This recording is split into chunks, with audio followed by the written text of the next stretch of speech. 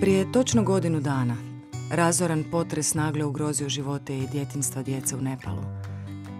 Ipak, iz ruševina i krša, iz gubitka i uništenja, iznikla je nada. Građevine su porušene, ali duh Nepala i dalje je snažan.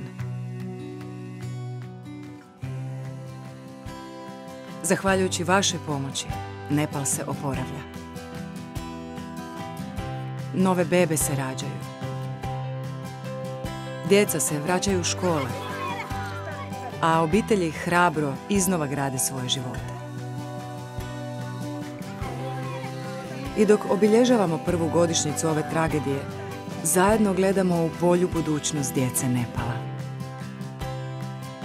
Jer znamo da su čak i u najmračnijim danima djeca najsvjetliji dio naših života.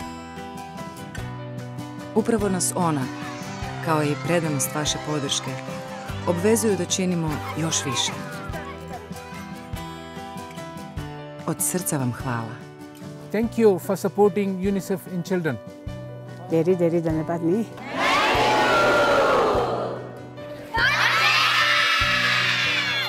धन्यवाद।